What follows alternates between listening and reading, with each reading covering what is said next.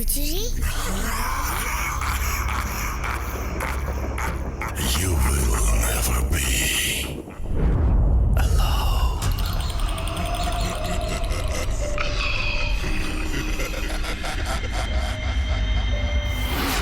আমাদের শুনছেন তাদেরকে অনুরোধ করব অনুগ্রহ করে আপনারা অবশ্যই আমাদের চ্যানেলটি সাবস্ক্রাইব করুন, কারণ এই চ্যানেলটি যদি সাবস্ক্রাইব না করেন তাহলে আমাদের সামনে এগিয়ে যাওয়াটা অনেক কঠিন হয়ে যাবে।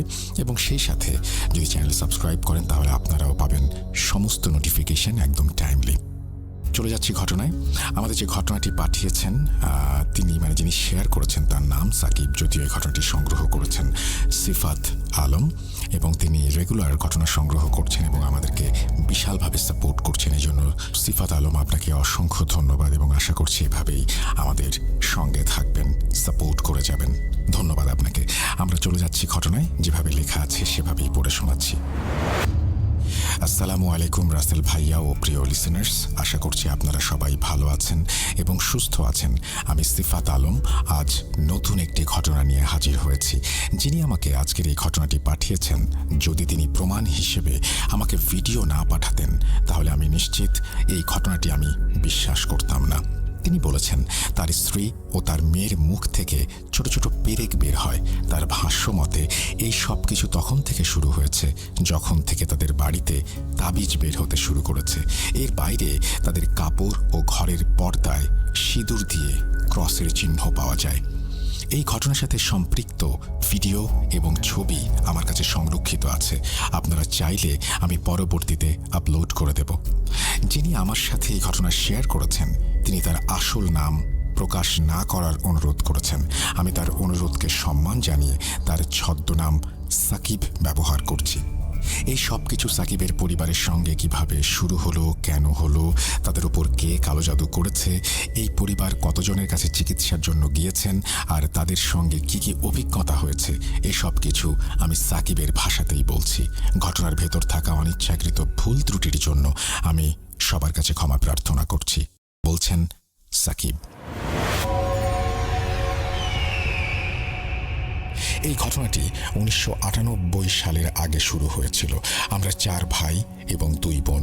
আমি পরিবারের সবচেয়ে বড় ছেলে। লেখাপড়া শেষ করেছি কয়েক বছর হলো, আর তাই পরিবারকে সাপোর্ট দেওয়ার জন্য আমি একটি চাকরিতে জয়েন করি। আমার তখনের চাকরিটি মোটামুটি ভালো একটি চাকরি ছিল। আমাদের সংসার আমার এবং আব্বার বেতনের ওপর নির্ভরশীল ছিল। তখন আমার ছোট ভাইয়ের পড়াশোনা চলছিল। তারপর হঠাৎ একদিন আব্বা দুনিয়ার মায়া কাটিয়ে আল্লাহর কাছে চলে গেলেন। এরপর আমি সব দায়িত্ব আমার ঘাড়ে নিয়ে নিলাম। আমার একার পক্ষে পরিবার চালাতে তেমন কোনো কষ্ট হয়নি, কারণ আমি আগেই বলেছি আমার চাকরিটা মোটামুটি ভালোই ছিল এবং বেতনও মাশাল্লাহ ভালো। সব কিছু স্বাভাবিকভাবেই চলছিল। প্রথমবার যখন জানতে পারলাম আমাদের পরিবারের ওপরে কালো জাদু করা হয়েছে, সেটা ছিল আমার বিয়ের সময়। বিয়ের কিছুদিন আগে আমার মা হুট করেই অনেক অসুস্থ হয়ে পড়েন। আম্মাকে তখন হাসপাতালে ভর্তি করাতে হয়। এতটাই গুরুতর অসুস্থ হয়ে পড়েছিলেন তিনি, এমনকি আমার এঙ্গেজমেন্টের দিনেও আমার আম্মা হাসপাতালেই ছিলেন। কিছুদিন পর তিনি হাসপাতাল থেকে ডিসচার্জ হয়ে বাড়ি ফিরে আসলেন, আর তখন তার সাথে আজব কিছু ঘটনা ঘটতে শুরু করলো। একদিন আমার ভাই বলল আম্মার মাথায় নাকি সে অদ্ভুত ধরনের পোকা দেখেছে। আমি তার কথা শুনে যখন নিজে গিয়ে আম্মার মাথাটা দেখলাম তখন বুঝলাম ভাই সত্যি কথাই বলেছে। আম্মার মাথায় সাদা সাদা রঙের কিছু অদ্ভুত পোকা ছিল। আমরা তাৎক্ষণিকভাবে ডাক্তার দেখাই। ডাক্তার বেশ কিছু ওষুধ দেন এবং মাথা ধোয়ার জন্য শ্যাম্পু দেন। মাথা ধোয়ার পর মাথায় আর কোনো পোকা দেখা যায়নি, কিন্তু একদিনও কাটল না। ওই দিন রাতেই আবার আম্মার মাথায় সেই পোকা দেখতে পেলাম। এই পোকা কিভাবে এলো আল্লাহ জানেন। কয়েকবার মাথা ধোয়ার পরও বারবার আগের অবস্থাতেই ফিরে যাচ্ছে। এই সমস্যাকে আমরা স্বাভাবিকভাবে নিতে পারলাম না, তাই আমরা একজন হুজুরের সঙ্গে যোগাযোগ করলাম। আমরা যখন আম্মাকে নিয়ে তার কাছে গেলাম তখন তিনি আমাদেরকে দেখেই চোখ বন্ধ করে কি যেন সব পড়তে শুরু করলেন। কিছুক্ষণ পর তিনি চোখ খুললেন আর বললেন, দেখুন, আমি আপনাদের কোনো ধোঁয়াশার মধ্যে রাখতে চাই না। আপনাদের মেনে নিতে কষ্ট হলেও আমাকে এই সত্যি কথাটা আপনাদের বলতেই হবে। আপনার মায়ের ওপর এবং আপনাদের পরিবারের ওপর তীব্র কালো জাদু করা হয়েছে। এর থেকে ওনাকে বের করা একেবারেই অসম্ভব, অসম্ভব, অসম্ভব। হুজুর 3 বার অসম্ভব শব্দটি উচ্চারণ করলেন। আমার মনে যেন তীক্ষ্ণ তীরের খোঁচা অনুভব করলাম। অনেক কাকুতি মিনতি করে আমরা তার কাছে চিকিৎসা জানতে চাইলাম। তিনি বললেন, এই ব্যাপারে বেশি কিছু করা সম্ভব হয়তো হবে না, কিন্তু চেষ্টা করতে কোনো দোষ নেই। তিনি আমাকে একটা কালো ছাগল কিনতে বললেন এবং তাকে জবাই করে তার মাংস গরিব দুঃখীদের দান করতে বললেন। ছাগল জবাইয়ের সময় আমাকে একটি আমল দেয়া হয়, যা ছাগল জবাইয়ের পূর্ব মুহূর্ত থেকে ছাগলের আত্মা তার দেহ থেকে বের হওয়া পর্যন্ত পড়তে বলা হয়। হুজুরের কথা মতোই সেদিন আমি সদকা হিসেবে একটি কালো ছাগল কিনলাম এবং হুজুর যে আমল পড়ার কথা বলেছিলেন সেটি পড়তে থাকলাম। যখন আমরা ছাগলটিকে জবাই করলাম তখন তার থেকে রক্তের ছিটে বের হলো, কিন্তু অবাক করা ব্যাপার কি জানেন? যেখানে ছাগলের রক্ত জমা হচ্ছিল সেই রক্তের মধ্যেও আমরা সেই একই পোকা দেখতে পাচ্ছিলাম যেগুলো আমার মায়ের মাথায় ছিল। যখন আমরা সেই ছাগলের চামড়া ছাড়াতে শুরু করলাম তখন তার মাংসের ভেতরও সেই একই পোকা ছিল। এই ছাগলের মাংস দান করা সম্ভব ছিল না, আর তাই আমরা ছাগলটিকে মাটিতে দাফন করলাম। আমরা যখন এই কথা গিয়ে হুজুরকে বললাম তখন তিনি বললেন, আপনি আরও একটি ছাগলের ব্যবস্থা করুন এবং তাকে জবাই করুন। ছাগল একদমে কিনবেন, কোনো দর কষাকষি চলবে না। তার কথা মতোই আমরা দ্বিতীয়বার ছাগল কিনে তাকে জবাই করলাম। তখনও একই রকম ঘটনা ঘটল। তার রক্তে এবং মাংসে সেই সাদা পোকাগুলো সেই দিনও ছিল। আমরা আবার হুজুরের সঙ্গে যোগাযোগ করলাম। তিনি বললেন, আপনি আরও একটি ছাগল জবাই করুন। এবারে ছাগলের মধ্যে থেকে কোনো প্রকারের কীট বের হবে না। হুজুরের কথা মতো আমরা তৃতীয়বার ছাগল জবাই করলাম এবং সত্যি যেমনটি তিনি বলেছিলেন তেমনটি হলো। সেই ছাগলটি জবাইয়ের পর একদম স্বাভাবিক ছিল। আমরা তার মাংস গরিবদের মধ্যে বিলিয়ে দিলাম। যেই কাজটি হুজুর আমাদের করতে বলেছিলেন আমরা সেটি সম্পূর্ণ করলাম, কিন্তু আমার মা ঠিক হলেন না। কিছু সময় অসুস্থ থাকার পর তিনি আল্লাহর কাছে প্রিয় হয়ে গেলেন। আমার মৃত্যুর পর আমি বাড়ির অভিভাবক হয়ে গিয়েছিলাম। পরিবারের অভিভাবক হওয়ার পর যেমনটি হয় তেমনটি হলো আমার সাথে। বাড়ির বড় হিসেবে আমাকেই সবাই সব কিছুর দায়িত্ব অর্পণ করে দেয়। আমার ছোট ভাইয়েরা কোনো কাজ করতো না, আর আমি একা একা পুরো বাড়ির বোঝা নিতে পারছিলাম না। এই কারণে আমার উপর চাপ বাড়তে লাগলো, আমার উপর ঋণ বাড়তে লাগলো। আমি একসময় তাদের ওপর চাপ দিলাম যেন তারা কিছু না কিছু কাজ করে আর বাড়ির খরচ চালাতে আমাকে সাহায্য করে, কিন্তু চাপ দেওয়ার ফল হলো বিপরীত। আমার পরিবারটি নিমিষেই ভেঙে টুকরো টুকরো হয়ে গেল। বোনদের তো আগেই বিয়ে হয়ে গিয়েছিল, আর এবার সব ভাইও আলাদা হয়ে গেল। বাধ্য হয়ে আমিও আলাদা বাড়িতে চলে গেলাম। এখন শুধু আমার নিজের বলতে আমার পরিবার। আলাদা হবার পর আমি কিছুটা সুখের মুখ দেখলাম। কিছুদিনের মাঝে আমার অবস্থাও ফেরে আর আমি একটা আলাদা বাড়িও কিনে ফেলি। কিন্তু ওই যে বললাম কিছুটা সুখের মুখ দেখেছিলাম, আস্তে আস্তে আমাদের বাড়িতে এমন কিছু ঘটতে শুরু করলো যা থেকে বুঝতে পারছিলাম কিছু একটা গন্ডগোল আছে। কেউ তো আছে যে আমাদের সাথে খারাপ কিছু ঘটানোর তোড়জোড় করে চলেছে। আমাদের বাড়ির দেয়ালের বিভিন্ন স্থানে রক্তের দাগ দেখা যেতে শুরু করলো। আমি আমার পাড়ার মসজিদের ইমামকে ডেকে সব দেখালাম। তিনি নিশ্চিত করলেন আমাদের ওপর কালো জাদু করা হয়েছে। এরপর আমাদের ঘরে সন্ধ্যার সময় অর্থাৎ মাগরিবের পরে এক অদ্ভুত গন্ধ আসতে শুরু করে। এই গন্ধের উৎস খোঁজার জন্য আমি একবার ঘর পরিষ্কার করেছিলাম আর দেখার চেষ্টা করেছিলাম এই গন্ধ কোথা থেকে আসে। ঘর পরিষ্কার করার সময় আমি দেখলাম একটি বড় বিড়ালের লাশ, যার মধ্যে না ছিল মাংস না ছিল রক্ত। সেই বিড়ালের চামড়াও পুরো পাথরের মতো জমে গিয়েছিল। মনে হচ্ছিল এই লাশটা খুব বেশি পুরনো, কিন্তু এর শরীরের ভেতর থেকে সবকিছুই যেন বের করে ফেলা হয়েছে। আমি বিড়ালের মরদেহ বাড়ির পাশে ফাঁকা স্থানে দাফন করলাম। আশ্চর্যজনকভাবে এর পরেও আমাদের বাড়িতে ৩-৪ বার একই ধরনের বিড়ালের লাশ বিছানার নিচে পাওয়া গেল। এই সময়ের মধ্যে আমার ছেলে পৃথিবীতে এসেছে। তখন 1999 সাল। জন্মের পর সে খুব বেশি কেঁদেছিল। জন্মানোর পর থেকেই সে খুব অসুস্থও ছিল। এমন কোনো ডাক্তার নেই যাকে আমি দেখাইনি। তার রিপোর্টে কখনো কখনো কিছু ধরা পড়তো, আবার কখনো কিছুই ধরা পড়তো না। যে ডাক্তাররা টেস্ট করাতেন তারা নিজেরাও অবাক হতেন যে আগে যেটা টেস্টে ধরা পড়েছে পরে সেটা টেস্টে ধরা পড়েনি। রোগের বদলে অন্য কোনো রোগ হয়তো ধরা পড়তো। এদিকে সব সমস্যা নিয়মিত চলছিল, অন্যদিকে আমার চাকরিরও সমস্যা হচ্ছিল। আমি যেই জায়গায় কাজ করতাম সেখানে লোকজনের আচরণ আমার সাথে খুব খারাপ হতে শুরু করলো। আমার ফ্যাক্টরির মালিক নানান সময় নানান কারণে আমাকে বকাবকি করতে শুরু করলেন। আমার কোনো ভুল থাকুক বা না থাকুক, তার আচরণ দেখে মনে হচ্ছিল সে যেন কোনো এক সময় আমাকে চাকরি থেকে বের করে দেবে। কিছুদিন পর আমার ধারণাই সত্যি হলো। আমার বস কোনো ভুল বা কোনো কারণ ছাড়াই আমাকে চাকরি থেকে বের করে দিলেন। অন্যদিকে বাড়ির অবস্থাও একই রকম ছিল। আমার কাপড় আলমারিতে থাকা অবস্থায় নিজে থেকেই ছেড়ে যাচ্ছিল। স্বপ্নে বাসার পাশের ট্রেনে সাপ দেখতাম আমি। এই ধরনের ঘটনাগুলো খুব বেশি ঘটে চলেছিল। একদিন আমার স্ত্রীকে দেখে খুব চিন্তিত মনে হলো। আমি কি হয়েছে জিজ্ঞেস করলাম। উত্তরে সে বলল, আমাদের ছেলের চুল নাকি কেউ কেটে ফেলেছে। আমি তার কথা শুনে ঘরে গেলাম। দেখলাম আমার ছেলে ঘুমাচ্ছে, অর্থাৎ তার মাথার চুল পুরোপুরি পরিষ্কার হয়ে গেছে। মনে হচ্ছিল যেন কেউ তার চুলগুলো খুব মনোযোগ সহকারে কেটে নিয়ে গেছে। আমার ছেলেরও খুব খারাপ অবস্থা ছিল। সে কিছুই খাচ্ছিল না, পানি পর্যন্ত না। খুব জোর করে তার মুখে খাবার ঢোকাতাম। একদিন খুব দুশ্চিন্তায় বন্ধুদের সাথে বসেছিলাম। এমন অবস্থা দেখে আমার বন্ধুরা আমাকে জিজ্ঞেস করলো আমার কিছু হয়েছে কিনা। আমি তাদেরকে সব কিছু খুলে বললাম। আমার কথা শুনে সে আমাকে একটা দরবারের নাম বলল। তোর ছেলেকে দরবারে নিয়ে যা, শোনা গেছে সেখানে দোয়া করা হয় এবং যে দোয়া করা হয় সেটাই কবুল হয়। শেষে আমি আমার ছেলেকে নিয়ে ওই দরবারে গেলাম, আল্লাহর কাছে দোয়া করলাম। আর আশ্চর্যজনকভাবে আমার ছেলে অল্প কিছুদিনের মধ্যেই আল্লাহর অসীম কুদরতে ভালো হতে শুরু করলো। সে এখন খাবার দাবার খাচ্ছে আর কান্না করাও অনেক কমিয়ে দিয়েছে। কিন্তু আমার চাকরি না থাকায় উপার্জন হচ্ছিল না। বাধ্য হয়ে আমি একটা হলুদ ট্যাক্সি ভাড়া নিলাম আর চালাতে শুরু করলাম। ঠিকাদারকে টাকা দেওয়ার পর আমার কাছে খুব অল্প টাকা থাকতো, যা দিয়ে সংসার চালানো কঠিন হয়ে পড়ছিল। তবু আল্লাহর উপর ভরসা রেখেই জীবন কাটাচ্ছিলাম। কিছুদিন ঠিক চলার পর আবার প্রায় 3 সপ্তাহেই বিছানার নিচ থেকে 1 বা 2 বার কখনো বিড়ালের আবার কখনো পেঁচার লাশ বের হয়ে আসতো। তাদের মধ্যে না থাকতো মাংস, না থাকতো চোখ, শুধু থাকতো শুকনো ত্বক আর হাড্ডি।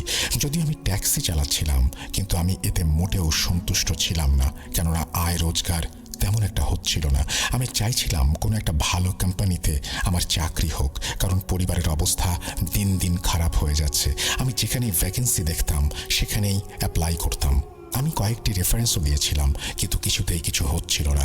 আমি প্রতি 2-3 দিন পর পর নানান কোম্পানিতে চক্কর লাগাতাম, তাদের কাছে মিনতি করতাম, কিন্তু তারা কেউ আমাকে চাকরি দিত না, এড়িয়ে যেত। একদিন আমি ট্যাক্সি চালাচ্ছিলাম, পেছনে একজন যাত্রী বসেছিল। আমার ফোনে এক বন্ধুর কল আসলো। আমি তাকে অনেক অনুরোধ করে বললাম, ভাই যেভাবেই হোক আমার একটা চাকরির ব্যবস্থা করে দে। সে আমাকে বলেছিল, দেখ আমি চেষ্টা করছি, আমাকে একটু সময় দে, আমি দেখছি কি করা যায়। তার কথা শুনে আমি নিরাশ হয়ে ফোন রেখে দেই। পেছনে যে যাত্রী বসেছিল সে আমার কথাগুলো শুনেছিল। যখন আমি কলটা কেটে দিলাম তখন সে আমার কাছে আমার সমস্যার ব্যাপারে জানতে চাইল। তখন আমার মন এতটাই ভারাক্রান্ত ছিল যে আমি তাকে সব কিছু খুলে বললাম, আমার বাড়িতে কি সমস্যা চলছে এবং কিভাবে জাদুর মাধ্যমে আমার চাকরিটা শেষ করে দেয়া হয়েছে, সব কিছু। সেই যাত্রী আমাকে বলল, আমি আপনার চাকরির ব্যাপারে কিছু করতে পারবো না, কিন্তু হ্যাঁ আপনার সাথে যে সমস্যাগুলো চলছে সে সম্পর্কে আমি হয়তো কিছু একটা করতে পারি। আমি একজন কবিরাজ সাহেবের কথা জানি, যিনি রংপুরে থাকেন। তিনি অমুসলিম, কিন্তু আপনার চিকিৎসা নিশ্চিতভাবেই করবেন। তার কথা শুনে আমি দ্বিধাদ্বন্দ্বে পড়ে গেলাম, কারণ কবিরাজ অমুসলিম, কি থেকে কি হয় কে জানে। কিন্তু তখন আমার যে সময় কাটছিল তা কতটা ভয়াবহ ছিল আপনারা বুঝতেই পারছেন। আমার শুধু সমস্যা সমাধানের প্রয়োজন ছিল, তা মুসলিমের মাধ্যমেই হোক বা অমুসলিমের মাধ্যমে। ওই যাত্রী আমাকে যে ঠিকানা দিয়েছিলেন সেই অনুযায়ী আমি কিছুদিন পর সেখানে চলে গেলাম। আমি সেখানে একজন কবিরাজের দেখা পেলাম। তার সাথে দেখা হলেও প্রথমে তাকে কিছুই বললাম না। আমি কথা বলতে গেলে তিনি আমাকে ইশারায় চুপ থাকতে বলেন। তিনি শুধু আমার নাম জানতে চাইলেন এবং আশ্চর্যজনকভাবে নিজেই আমার জীবনের ব্যাপারে বলতে শুরু করলেন। প্রথমে আমি মনে করেছিলাম যে যাত্রীকে আমি সব কিছু বলেছিলাম হয়তো সে তাকে কিছু জানিয়েছে, কিন্তু কবিরাজ তো আমার ছেলেবেলা পর্যন্ত চলে গেল। আমার ছেলেবেলায় আমি একবার গাছ থেকে পড়ে আমার একটি দাঁত হারিয়েছিলাম, যা কারোর জানার কথা না। তিনি সেটাও আমাকে বলে দিলেন। এছাড়াও তিনি এমন সব কথা বলতে শুরু করলেন যা আমি ছাড়া আর কারো জানার কথা না। আমার ওপর হওয়া কালো জাদুর ব্যাপারে তিনি ঠিক একই কথা বললেন যা আগে অন্যরাও বলেছিল। তিনি বললেন, আমার ওপর জাদু যে করাচ্ছে সে নাকি আমার খুবই কাছের মানুষ। যখন আমি তার কাছে চিকিৎসার কথা জানতে চাইলাম তখন তিনি আমাকে কিছু জিনিস আনতে বললেন। এই জিনিসগুলোর মধ্যে ছিল লবঙ্গ, মরিচ, বিভিন্ন গাছের পাতা এবং কবরস্থানের মাটি। আমি তাকে বললাম, আপনারা আমার থেকে টাকা নিন আর দয়া করে নিজেই জিনিসগুলো জোগাড় করে আনুন। তিনি সেই 2006 সালে আমার কাছ থেকে 500 টাকা নিলেন এবং আমাকে একটা তাবিজ দিয়ে বললেন, এটা গলা থেকে কখনো খুলবে না, এটা রক্ষা করবে। এরপর আমি তাকে বললাম আমার চাকরির সমস্যার কথা। যেসব কোম্পানিতে ভ্যাকেন্সি আছে সেসব কোম্পানির জন্য আমার যথেষ্ট যোগ্যতাও আছে, তবুও কেউ আমাকে চাকরি দিচ্ছে না। তিনি আমাকে বলছিলেন আজ থেকে 3 দিন পর নাকি আমার চাকরি হবে। ভাই, বিশ্বাস করুন, আমি মঙ্গলবার সেই লোকটার কাছে গিয়েছিলাম আর শুক্রবার আমাকে একটি অফিস থেকে ফোন করা হলো, যেখানে আমি বারবার গিয়েও কোনো কাজ হয়নি। সেখান থেকে আমাকে ফোন করে বলা হলো সেখানে আমি সরাসরি জেনারেল ম্যানেজারের নিচে কাজ করব। এত বড় পোস্টের জন্য আমি আবেদনই করিনি। কিভাবে এটা হলো আমি জানি না। কোনো চিন্তাভাবনা না করেই আমি চাকরিতে ঢুকে পড়লাম আর মন দিয়ে চাকরি করতে লাগলাম। আমি প্রায় 10 বছর সেখানে চাকরি করলাম। আল্লাহর কাছে শুকরিয়া, সেখানে কোনো সমস্যা হয়নি। আমি নিয়মিত রংপুরে সেই কবিরাজের কাছে যেতাম এবং তাকে নানা উপহার, টাকা পয়সা দিতাম। তারপর 2016 সালে জানতে পারলাম তিনি মৃত্যুবরণ করেছেন। তার মৃত্যুর পরপরই আমার পরিস্থিতি আবার খারাপ হতে শুরু করলো। প্রথমে আমার চাকরিটা গেল, তারপরে আমার স্ত্রীর অবস্থা খারাপ হতে শুরু করলো। দিন দিন সে দুর্বল হয়ে যাচ্ছিল। সব শেষে তার মুখ থেকে পেরেক বের হওয়া শুরু করলো। আমি আবার সেই বিপদের মধ্যে পড়ে গেলাম। এদিকে আমার চাকরি নেই, অন্যদিকে স্ত্রীর অসুস্থতা। দিন দিন তার শরীর শুকিয়ে যাচ্ছিল। আর এই বিষয়টা আমার জন্য খুবই অদ্ভুত ছিল যে তার মুখ থেকে ছোট ছোট পেরেক বের হচ্ছিল। আমার স্ত্রী বিছানায় পড়ে গেল। আমি তাকে অনেক ডাক্তার ও পীর ফকিরদের কাছে নিয়ে গিয়েছিলাম। শুরুর দিকে কিছুটা ভালো হলেও আবার তার অবস্থা পুনরায় খারাপ হয়ে যেত। এদিকে চাকরি না থাকায় সংসার চালাতে হিমশিম খাচ্ছিলাম। উপায়ান্তর না দেখে একটা জায়গায় ড্রাইভারের চাকরি নিলাম। চাকরিতে গাড়ির মালিক আমাকে গাড়ি ভাড়া দিল। লাভ হোক বা না হোক আমাকে প্রতিদিন তাকে বেশ মোটা অঙ্কের টাকা দিতে হতো। দিন আনা দিন খাওয়ার মতো অবস্থা হয়ে যায় আমার। আমি আবারও ঋণগ্রস্ত হয়ে যাই, কিন্তু আল্লাহ তাআলা আমার সহায় হন। তিনি কোনো না কোনো উপায় বের করে দেন, যার ফলে আমি টেনে টুনে পরিবারটা চালাতে সক্ষম হই। 2020 সালের ঘটনা। তখন আমার এক মেয়ে আর এক ছেলে। মেয়ের জন্ম 2001 সালে। একদিন সকালে আমার মেয়ে রিকশায় করে কলেজে যাচ্ছিল। এই মেয়েটা সেই মেয়ে যার ভিডিও আমি আপনাকে পাঠিয়েছি। যখন সে কলেজে পৌঁছালো তখন ম্যানেজমেন্টের লোকেরা বলতে শুরু করলো, কি ব্যাপার, তুমি তো সকালে এসে ট্রান্সফার সার্টিফিকেটের জন্য আবেদন করে গেলে, এখন আবার কি চাই? আমার মেয়ে হতবাক হয়ে তাদের মুখের দিকে তাকিয়ে রইল, কারণ সে এইমাত্র কলেজে ঢুকেছে আর সে ট্রান্সফার সার্টিফিকেটের আবেদন কেনই বা করবে? সে বলে, স্যার, আমি তো এইমাত্র কলেজে এসেছি, কিসের ট্রান্সফার? আমি তো কিছুই জানি না। তার কথা শুনে কলেজের লোকেরা তার সামনে ট্রান্সফার সার্টিফিকেটের সেই লেটারটা মেলে ধরল, যেখানে তার সাইনও ছিল এবং লেখা ছিল সে এই কলেজে আর পড়তে ইচ্ছুক নয়। আমার মেয়ে এটা দেখে কাঁদতে শুরু করলো এবং সে যে এই কাজ করেনি তা তাদেরকে বোঝানোর অনেক চেষ্টা করলো। সে কান্না জর্জরিত হয়ে বলেছিল সে সকালে কলেজেই আসেনি, কিন্তু কলেজ কর্তৃপক্ষ মানল না, কারণ সাইনটা তো আমার মেয়েরই ছিল। শেষ পর্যন্ত কি হয়েছে জানেন? আমি যখন মেয়ের সাথে কলেজে গেলাম তখন তাদের কাছে গিয়ে সিসিটিভি ফুটেজ বের করলাম। সেখানে একটা মেয়ে ছিল যে কিনা দেখতে একদম আমার মেয়ের মতোই ছিল। বুঝতে পারছেন, যখন আমি বাবা হয়ে এটা নিশ্চিত করেছি যে ও একদম আমার মেয়ের মতো, তখন অন্যদের তো কনফিউজড হওয়াটাই স্বাভাবিক।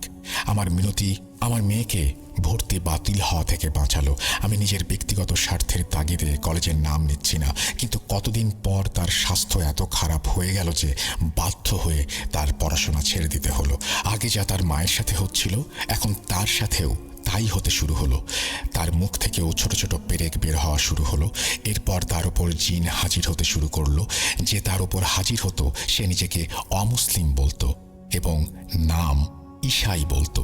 সে বলেছিল তাকে একজন খুব শক্তিশালী জাদুকর পাঠিয়েছে এবং জাদুকরের হাতে নাকি তার নিজের মেয়ে আছে। যদি সে আমার মেয়েকে না মারে তাহলে জাদুকর নাকি তার মেয়েকেই মেরে ফেলবে। আমি আমার মেয়ের রুমে আজান দিতাম, সূরা বাকারা চালিয়ে দিতাম। জিন বারবার নিজেকে অসহায় আর নিরুপায় বলছিল। সে বলছিল, আমি জাদুকরের কবলে পড়ে বাধ্য হয়ে এখানে এসেছি। আমার কোনো ইচ্ছে নেই আপনার মেয়েকে হত্যা করার, কিন্তু আমার নিজের মেয়ের জন্য আমার কাছে এছাড়া আর কোনো পথও খোলা নেই। আমাকে ক্ষমা করবেন, আমি স্বেচ্ছায় এই কাজ করছি না। যদি কেউ চেষ্টা করে আর আমাকে ছাড়িয়েও নেয় তাতেও বিশেষ কোনো লাভ হবে না। এর ফলে আমার মেয়ে মারা যাবে, কিন্তু আপনার মেয়েও বাঁচতে পারবে না। আমাকে সরালে আবার অন্য কাউকে পাঠানো হবে। আপনার মেয়ের মৃত্যু ছাড়া আর কোনো পরিণতি তার নসিবে নেই। সে আরও জানায়, জাদুকরের উদ্দেশ্য আমার পুরো পরিবারকে মেরে ফেলা। কিছুতেই আমরা এসব সমস্যা থেকে পরিত্রাণ পাচ্ছিলাম না। এসব সমস্যা যত দিন যাচ্ছিল কেবল বেড়েই চলছিল। অন্যদিকে আমার স্ত্রীর সাথে যা ঘটল, তারপর আমার জীবন আরও অন্ধকারে তলিয়ে গেল। আমার স্ত্রী আমার সামনে ভালোভাবে ওয়াশরুমে গিয়েছিল, কিন্তু সে ফিরে এলে আমি দেখি তার পুরো শরীর সামনের দিকে ঝুঁকে গেছে। মনে হচ্ছিল সে কুঁজো হয়ে গেছে। হাসপাতালের ডাক্তাররা বলেছিল তার হাড়ের টিবি হতে পারে। আমার ওপর চারপাশ থেকে ক্রমাগত বিপদ আসছিল। আমার মেয়ের ওপরও 2-3 দিন পর পরই সেই জিন হাজির হতে লাগলো আর বারবার ক্ষমা প্রার্থনা করতে লাগলো। আর আমার কাজ ছিল 2টি, আমি আজান দিতাম আর সূরা বাকারা পড়তাম। এছাড়াও আমার মেয়ে মাঝে মাঝে খুব অসুস্থ থাকতে শুরু করে। প্রায় সময় তার ইউরিন আটকে যেত, তাকে হাসপাতালে নিয়ে ইউরিন ব্যাগ লাগাতে হতো। যখন আমরা কোনো পীর বা হুজুর দিয়ে তার চিকিৎসা শুরু করতাম তখন কিছুদিনের জন্য সে ভালো থাকতো, আবার আগের অবস্থায় ফিরে যেত। এক সময় তার এমন অবস্থা হয়ে যায় সে বিছানায় পড়ে যায়, তার শরীরে আর কোনো বল নেই, মৃত মানুষের মতো বিছানায় পড়ে থাকে। সকল কাজ হয় বিছানায়। একদিন আমার স্ত্রী বলল আমার মেয়ের ডায়াপার পরিবর্তন করতে হবে, তাই আমাকে আর আমার ছেলেকে বাইরে পাঠিয়ে দিল। আমি বাইরে গিয়ে ছেলের মাথায় হাত রেখে বললাম, বাবা, আমাকে মাফ করে দিও। আমি তোমাদের কাউকে ভালো জীবন দিতে পারিনি, আমি কাউকে ভালো রাখতে পারিনি। আমার জন্যই আজ তোমাদের এই করুণ অবস্থা। আমাকে ঘৃণা করো না, একটু দয়া করো নিজের বাবাকে। আমার কথা শেষ হলে ছেলের চোখে পানির উপস্থিতি দেখতে পেলাম। চুপচাপ বাবা ছেলে দাঁড়িয়ে আছে। একটু পর আমার মেয়ের ঘর থেকে আমার স্ত্রীর চিৎকারের আওয়াজ আসতে লাগলো। যখন আমি আর আমার ছেলে ঘরে ঢুকলাম তখন দেখলাম আমার মেয়ে তার মায়ের পাশেই রয়েছে আর আমার স্ত্রীর গলা চেপে ধরেছে। যখন আমি তাকে ছাড়ানোর জন্য এগিয়ে গেলাম তখন সে তার মাকে তুলে পেছনে ফেলে দিল। আমি তাকে আটকাতে গেলে একই কাজ সে আমার সাথেও করলো। আমি আর আমার ছেলে আমরা দুজন মিলে বড় কষ্টে তাকে ধরলাম এবং বিছানায় শুইয়ে দিলাম। আমি আজান দিতে লাগলাম, সূরা বাকারা পড়তে লাগলাম। এভাবেই সব কিছু চলতে থাকলো এবং পরিস্থিতি আরও খারাপ হতে লাগলো। 2022 সালে আমার হার্ট অ্যাটাক হলো। হবেই বা না কেন? এত চাপ চিন্তা করে মানুষ কতদিনই বা সুস্থ থাকতে পারে বলুন? ওই সময় আমি একটি ফ্যাক্টরিতে ছোটোখাটো কাজ করছিলাম। আমাকে কাজের লোকেরাই ধরাধরি করে হাসপাতালে নিয়ে যায়। আগে থেকেই একের পর এক সমস্যা লেগেই ছিল আর এখন আমি নিজেই অসুস্থ হয়ে পড়লাম। এই সময়ই আবার বাড়ির সিঁড়ি থেকে পড়ে আমার হাত ফ্র্যাকচার হয়ে গেল। আমি তীব্র ব্যথা অনুভব করছিলাম, তাই আমি আমার স্ত্রীকে বললাম আলমারি থেকে টাকা বের করতে, যেন আমরা হাসপাতালে যেতে পারি। কিন্তু যখন আমার স্ত্রী আলমারি খুলে টাকা বের করতে গেল তখন সেখানে কোনো টাকাই ছিল না। সেখানে প্রায় 30,000-এর মতো টাকা ছিল। আগেও আমার টাকা টুকটাক গায়েব হয়ে যেত, জিনিসপত্র গায়েব হয়ে যেত, কিন্তু এত টাকা জীবনে প্রথমবার গায়েব হয়ে গেল। বাড়িতে আমার বাচ্চারা ছিল, আমার স্ত্রী ছিল, তার বাইরে কেউ ছিল না। তাহলে টাকাগুলো কে নিল? আল্লাহ না করুন আমার বাচ্চাদের এমন কোনো অভ্যেস নেই। পয়সা চুরি বা হারিয়ে যাওয়া আমাদের জন্য খুব একটা বড় ধাক্কা ছিল। এত বড় একটা টাকার পরিমাণ হঠাৎ করে গায়েব হয়ে যাওয়াটা আমাদের জন্য বিষাদের পাহাড়ের মতো লেগেছিল। আমি একদিন আরেক বন্ধুর কাছে গেলাম এবং তাকে সবকিছু খুলে বললাম। আমি মূলত তার কাছে কিছু টাকার জন্য হাত পাততে গিয়েছিলাম। তার অবস্থা বেশ ভালোই ছিল। আমার দুঃখের কাহিনী শুনে সে চিন্তিত হয়ে পড়ল এবং বলল, তুই আমার সঙ্গে চল, একজন পীর সাহেব আছেন, আমি তোর চিকিৎসা করাবো এবং যত টাকা লাগে আমি দেব। আমার এক আত্মীয়ের কালো জাদুর সমস্যা ছিল, সেখানে যাবার পর সে সুস্থ হয়েছে, তাই তোর জন্য একটা চেষ্টা করব। আর টাকা পয়সা নিয়ে ভাবিস না, তোর দায়িত্ব আমি নেব যতদিন আল্লাহ কবুল করেন। পরের দিনই আমি আমার বন্ধুর সঙ্গে তার বলা পীর সাহেবের কাছে গেলাম। পীর সাহেব আমাকে দেখে বললেন, ভাই, আমি নিজেও আপনার অবস্থা দেখে খুবই আতঙ্ক অনুভব করছি। আপনার উপর মারাত্মক জাদু করা হয়েছে এবং যারা করেছেন তারা আপনার খুব কাছের লোক। অনেক দেরি হয়ে গেছে ভাই, এই জাদু অনেক বছর ধরে চলছে। আপনারা বেঁচে আছেন কিভাবে? এটাই আমার কাছে আশ্চর্যজনক মনে হচ্ছে। তার কথা শুনে আমার চোখে পানি চলে আসলো। আমি তার কাছে মিনতি করতে লাগলাম আমার পরিবারকে সাহায্য করার জন্য। তিনি আমাকে কিছু বাতি দিলেন, যেগুলো পড়া তেলে ভিজিয়ে প্রতি জুম্মারাতে জ্বালাতে হবে। তিনি আমাকে মোট 11টি বাতি দিয়েছিলেন। সাথে তিনি একটি তাবিজও দিয়ে বললেন, এটি আপনার মেয়ের গলায় পরিয়ে দিন। যা কিছুই হোক না কেন, এটা গলা থেকে যেন কিছুতেই না খোলা হয়। আমি তাবিজ নিয়ে এসে আমার মেয়ের গলায় পরিয়ে দিলাম।